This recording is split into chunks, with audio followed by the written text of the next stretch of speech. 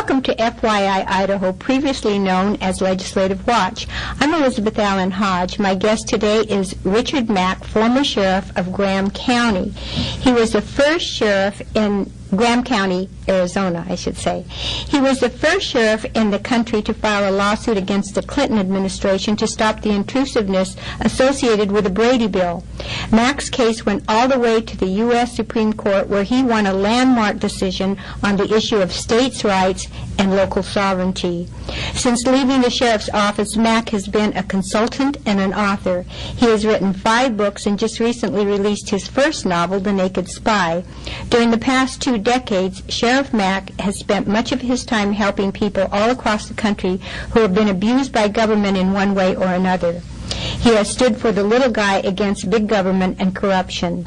He has appeared on Good Morning America, Nightline, Court TV, MSNBC, The Donahue Show, Crossfire, and Showtime's The American Candidate.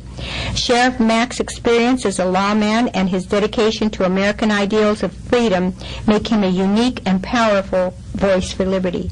Welcome, Sheriff Mack. Well, thanks for having me. Now, you filed this lawsuit against the Clinton administration. Yeah. It went all the way to the Supreme Court, and on June 27th, 1997, you won a landmark decision. We won. We actually won. And I say we. I filed the lawsuit and had no corroboration whatsoever with any other sheriffs. I was hoping to have the sheriffs from Arizona join the lawsuit, but none of them wanted to. And so I felt kind of like the Lone Ranger. And then when I heard on the morning news when I was driving to work that Sheriff Prince from Montana had actually joined the lawsuit, I was thrilled. And then he and I met for the very first time when we were on the Phil Donahue show in New York City. So, oh, really? Yeah. I read that he was involved with you, so it wasn't the two of you together from the beginning. No. But because we were in the same circuit, he and I ended up being together after that. Oh, so that's great. We went to San Francisco, which was the most overturned court in America, and we lost there. But a couple of other sheriffs filed in the Fifth Circuit, which is in New Orleans, and we won there. So the Supreme Court decided they better take the case to straighten out the circuits and to straighten out San Francisco's court, of course. And we actually won a case at the U.S. Supreme Court, and it was an amazing miracle. I mean, here's a small-town sheriff from Montana, a small-town sheriff from Arizona. The first time we meet is in New York City with Phil Donahue, reaming us out about doing this. And but it was a fun time. And it was an amazing historical time, and a lot of people don't know this, and there was actually 5 Brady bills scheduled to be passed in America. 5. And Senator Moynihan from New York, who was, his place was taken by Hillary Clinton after he passed away, but just 2 months after we filed the lawsuit, he introduced Brady Bill 2. In the Senate floor, but it didn't make it out of committee, and it was beaten. And really, because of our lawsuit, this lawsuit changed history. 2 little small-town sheriffs changed history, because if Brady Bill 2, 3, 4, and 5 had gone through, gun shows would have been extinct in this country, and actually the Second Amendment would have been extinct. And wow. We changed history in this country, and it was just the power of one really comes through here, because it was just 2 small-town sheriffs. There are so many things, so many questions that are buzzing around in my mind. I want our listeners to know about your book, County Sheriff, America's Last Hope, because I have not been this excited probably since I read The Law by Frederick Bastiat. Mm-hmm. And there are so many things in here that you wrote that are things that I've been saying for over 20 years, and I'm just really excited that you wrote this book. Well, I'm glad I'm able to finally endorse what you've been saying for 20 years. I appreciate it. You were right. Okay. Did you hear that, Mom? Okay. You know, in Justice Scalia, he wrote the majority on that decision, mm-hmm. Yes, and did. he said that the federal government may not compel the states to enact or enforce a federal regulatory program. I was talking to one of my favorite legislators here in the state of Idaho, Lenore Barrett, who I guess met you years ago. She said she's not sure you would remember her, but she's a big fan of yours, and she couldn't be here today. But she said, he won? Yeah. And I said, yes. And she said, when? And I told her, and she said, wow. And she said, now Lenore is an up-to-date gal. She's one of the sharpest there. And she said, how come people don't know that here? That's probably the $10,000 question here. After our victory, we were supposed to be on Meet the Press. They canceled. NBC was sending out a crew to do a story on it. They canceled. Wow. The White House did a terrific job. Bill Clinton is a spin master. Mm-hmm. I mean, let's give him credit where credit is due.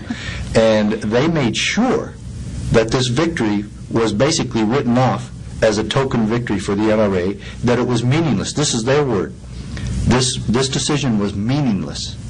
And so the media also took up the mantle and ran with that propaganda. And so nothing ever came out of it that this was a landmark decision, that two small-town sheriffs won, and that everybody should pay attention to this. I've handed the decision to legislators across this country, and they do the same thing. Wow, why didn't we know about this? The sovereignty movement didn't just start. This started in the mid-'90s. We won this in 1997, and yet no governor, no state legislature was even made aware of it. And we opened the door for state sovereignty nationwide, but nobody walked through it. Well, I'll tell you, if I could, I would take you with me to every county in this state and have you present this, because... Why are we thinking so small? The nation. Well, that'd be all right with me. I'm just saying... There's only 3,000. Heck, yeah. I got time. And there are only 44 counties in Idaho, so... Well, let's start in Idaho. That's a start. Yeah. Absolutely. You wrote that we have a federal government that is completely out of control and seemingly unaware of any of the limitations or checks and balances as set forth in the Constitution. You mentioned the Declaration of Independence, King George III, and the fact, that we became a nation because of all of the abuses that we'd had, and the lack of private property rights. And you quote the Constitution, you quote the Declaration of Independence. Pretty crazy. Pretty radical thinking pretty fundamental, here. To go so fundamental. And really, I say that a little bit with tongue in cheek, but that's why I wrote the book. The County Sheriff, America's Last Hope, is aimed at really every citizen in this country. Mm-hmm. Every citizen needs to read the book, because their employee, the sheriff, and other county officials as well, should all read the book, and even every peace officer in this country should be made aware of this, because it is so fundamental, and it's so fundamental to what our purpose is in the first place, what our real purpose is in the first place, and that is to be constitutional guards. Mm-hmm. And back when I was a rookie cop, I was so impressed with the dearth of attention that law enforcement officers across the country pay to their oath, and I was one of them. And I took an oath. I raised my right arm. I signed this oath, and you know why I did that? To get a job, to get a paycheck, to start my career of kicking in doors and high-speed pursuits and writing tickets and doing other things you were supposed to do. And I never paid attention to the fundamental aspect of I couldn't become a cop unless I took that oath. And people in law enforcement said, well, what are you sworn to do? And you're sworn personnel. Well, he's not sworn personnel. He's sworn personnel. What does sworn personnel mean?